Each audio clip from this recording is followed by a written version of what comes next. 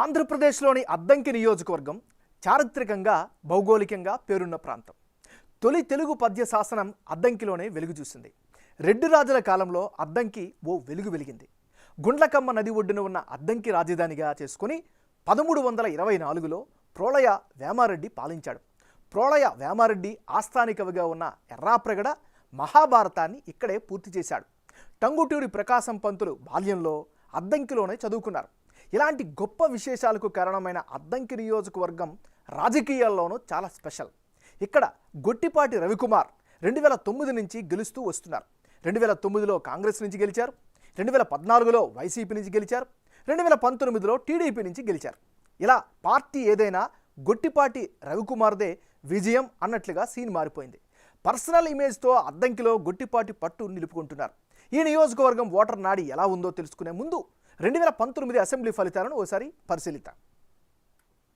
2019 ఎన్నికల్లో బాచిన చెంచు గరటయ్య వర్సెస్ గొట్టిపాటి రవికుమార్, వీళ్ళిద్దరి మధ్య ప్రధానంగా పోటీ జరిగింది. ఆ ఎన్నికల్లో వైసీపీకి 45% ఓట్లు దక్కాయి. టీడీపీ ఏకంగా 51% ఓట్లను దక్కించుకోగలిగింది. ఇతరులకు 4% ఓట్లు పోలయ్యాయి. అంటే 2019 అసెంబ్లీ ఎన్నికల్లో వైసీపీ నుంచి senior most leader Bachina Chenchu Garataiah పోటీ చేశారు. అదే సమయంలో టీడీపీ నుంచి గొట్టిపాటి రవికుమార్ బరిలో నిలబడి మంచి మెజారిటీతో గెలిచారు. ఇక్కడ వైసీపీకి 45% ఓట్లు వస్తే టీడీపీకి ఏకంగా 51% ఓట్లు వచ్చాయి. ఇతరులు 4% ఓట్లు సాధించారు. గత ఎన్నికల్లో రాష్ట్ర వ్యాప్తంగా జగన్ వేవ్ కనిపించినా ఇక్కడ మాత్రం గొట్టిపాటి రవికుమార్ తన వ్యక్తిగత ఇమేజ్తో మంచి మెజారిటీతో విజయం సాధించారు. మరి ఈసారి ఎన్నికల్లో అద్దంకి సెగ్మెంట్లో రాజకీయం ఎలా ఉండబోతుందో big TV exclusive detailed election సర్వేలో వెల్లడైన అభిప్రాయాలను ఇప్పుడు పరిశీలిద్దాం. ఈ నియోజకవర్గం నుంచి బరిలోకి దిగుతున్నటువంటి వైఎస్ఆర్ కాంగ్రెస్ పార్టీకి చెందినటువంటి నాయకుడు పాణం హానిమిరెడ్డి. మరి హానిమిరెడ్డికి సంబంధించినటువంటి అనుకూలమైనటువంటి అంశాలు ఏమిటి? ఈయనకి సంబంధించి నియోజకవర్గంలో జోరుగా పర్యటనలు చేస్తున్నారు. తద్వారా మంచి పాపులారిటీ సంపాదించుకున్నారు. పల్లె పల్లెకు హానిమిరెడ్డి అన్న కార్యక్రమాన్ని చేస్తున్నారు. దీంతో కూడా మంచి పాజిటివ్ ఫ్యాక్టర్ అయితే కనిపిస్తోంది. మరోవైపు వైసీపీకి చెందినటువంటి కీలక నాయకుడు వైవి సుబ్బారెడ్డి మద్దతు పూర్తి స్థాయిలో ఉంది. ఇది ప్రధానమైనటువంటి బలంగా చెప్పుకోవచ్చు. ఇది పాణెం హానిమిరెడ్డికి సంబంధించినటువంటి ప్లస్లు. మరి ఈయనకి సంబంధించిన మైనస్ పాయింట్స్ ఏంటి? నియోజకవర్గానికి హానిమిరెడ్డి కొత్తగా వచ్చారు. ఇది పొలిటికల్గా పెద్ద మైనస్గా చెప్పుకోవచ్చు. అద్దంకిలో చాలామందికి ఈయనెవరో కూడా పరిచయం లేనటువంటి పరిస్థితి. ఇది ఈయనకి సంబంధించినటువంటి ప్లస్లు మైనస్లు.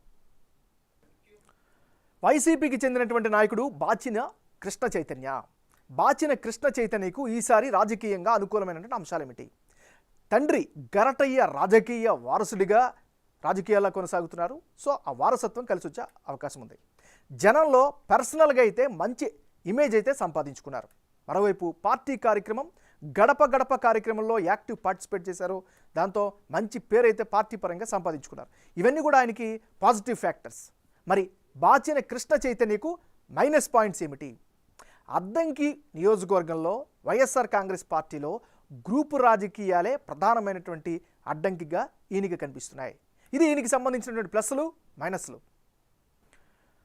తెలుగుదేశం పార్టీకి సంబంధించినటువంటి నాయకుడు గొట్టిపాటి రవికుమార్. మరి గొట్టిపాటి రవికుమార్కి ఈసారి అనుకూలమైనటువంటి అంశాలు ఏమిటి? అద్దంకి ప్రజల్లో మంచి ఇమేజ్ ఉన్నటువంటి మాస్ నాయకుడిగా పేరు సంపాదించుకున్నారు. మరోవైపు ప్రజా సమస్యల పరిష్కారంలో గొట్టిపాటి క్యాడర్లు ఎప్పుడు కూడా ముందుంటారు అనేటువంటి అభిప్రాయం కూడా సంపాదించుకున్నారు. ప్రజానాయకుడిగా బలమైనటువంటి గుర్తింపు కూడా ఈయనకి కనిపిస్తుంది. పక్కా ఇల్లు, హాస్పిటల్స్లో సౌకర్యాలను వ్యక్తిగతంగా పెంపొందించారు. దీని పట్ల ప్రజల్లో సానుకూల అభిప్రాయం కనిపిస్తుంది. ఇది గొట్టిపాటి రవికుమార్కి సంబంధించిన ప్లస్లు. గొట్టిపాటి రవికుమార్కి ఈసారి మైనస్ అయ్యే పాయింట్స్ ఏమిటి? ప్రధానంగా ఈ నియోజకవర్గంలో తాగునీటి సమస్య అయితే తీవ్ర స్థాయిలో ఉంది. ఇది ఖచ్చితంగా ఈయనకి మైనస్గా చెప్పుకోవచ్చు. మరోవైపు అద్దంకి నియోజకవర్గంలో రోడ్లన్నీ పూర్తిగా ధ్వంసమైపోయాయి. రేపొద్దున ఎన్నికలకి వెళ్ళేటప్పుడు ఖచ్చితంగా ఇది ఈయనకి ఒక ప్రశ్నార్థకంగా మారే అవకాశం కనిపిస్తుంది. ఇది ఈయనకి సంబంధించినటువంటి ప్లస్లు మైనస్లు.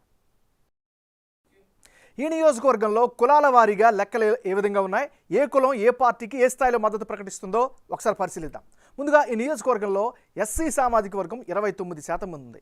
కమ్మ సామాజిక వర్గం 19% మంది ఉంటే, రెడ్డి సామాజిక వర్గ ప్రజలు 11%, యాదవులు 8%, కాపులు 7% ఉంటే ఎస్టీలు 6% మంది ఉన్నారు. అంటే అద్దంకి నియోజకవర్గంలో ఎస్సీ సామాజిక వర్గ జనాభా అధికం. ఇక్కడ ఎస్సీల్లో 50% మంది వైఎస్ఆర్ కాంగ్రెస్ పార్టీకు, 45% మంది టీడీపీ జనసేనకు, 5% మంది ఇతరులకు మద్దతు ఇస్తామని బిగ్ టీవీ సర్వేలో తమ అభిప్రాయంగా చెప్పారు. అటు కమ్మ కమ్యూనిటీలో 30% వైసీపీకి, 65% టీడీపీకి, 5% ఇతరులకు మద్దతుగా ఉంటామని అంటున్నారు. రెడ్డి కమ్యూనిటీలో 55% వైసీపీకి, 40% తెలుగుదేశం పార్టీకి, 5% ఇతరులకు సపోర్టుగా ఉంటామని చెబుతున్నారు. ఇక యాదవ సామాజిక వర్గంలో 45% మంది వైసీపీకి, 50% మంది టీడీపీకి, ఇతరులకు 5% మంది మద్దతుగా నిలుస్తామని చెబుతున్నారు. అటు కాపు సామాజిక వర్గంలో 40% మంది వైసీపీకి, 55% మంది తెలుగుదేశం పార్టీకి, 5% ఇతరులకు మద్దతుగా ఉంటామని సర్వేలో భాగంగా చెప్పారు. ఎస్టీల్లో 45% మంది వైసీపీకి, 50% మంది తెలుగుదేశం పార్టీకి, 5% ఇతరులకు మద్దతు ఇస్తామని అంటున్నారు. ఇక వచ్చే ఎన్నికల్లో అద్దంకి నియోజకవర్గంలో ఎవరెవరు పోటీలో ఉంటే ఫలితాలు ఏ విధంగా వచ్చే అవకాశం ఉందో ఇప్పుడు పరిశీలిద్దాం. పానెం హానిమిరెడ్డి వర్సెస్ గొట్టిపాటి రవికుమార్, వీళ్ళిద్దరూ ప్రధానంగా గనక పోటీలోకి దిగితే ఆ పక్షంలో వైసీపీకి 41%, తెలుగుదేశం పార్టీకి 54%, ఇతరులకు 5% ఓట్లు దక్కే ఛాన్సెస్ కనిపిస్తున్నాయి. అంటే ఇప్పటికిప్పుడు ఎన్నికలు జరిగితే అద్దంకిలో టీడీపీ గెలిచేందుకే అవకాశాలు ఎక్కువగా ఉన్నట్లు బిగ్ టీవీ సర్వే ద్వారా తెలుస్తోంది. టీడీపీ అభ్యర్థి గొట్టిపాటి రవికుమార్కు 54% ఓట్లు వస్తాయని తేలింది. అదే సమయంలో వైసీపీ నుంచి పానెం హానిమిరెడ్డి బరిలో ఉంటే 41% ఓట్లు వచ్చేందుకు ఛాన్సెస్ కనిపిస్తున్నాయి. ఇక ఇతరులకు 5% ఓట్లు వస్తాయని తేలింది. మొత్తంగా అద్దంకిలో టీడీపీ డామినెంట్ పార్టీగా కనిపిస్తోంది. గొట్టిపాటి రవికుమార్ ఏ పార్టీలో ఉన్నా సొంత ఇమేజ్తో నెగ్గుకు వచ్చే అవకాశాలైతే కనిపిస్తున్నాయి.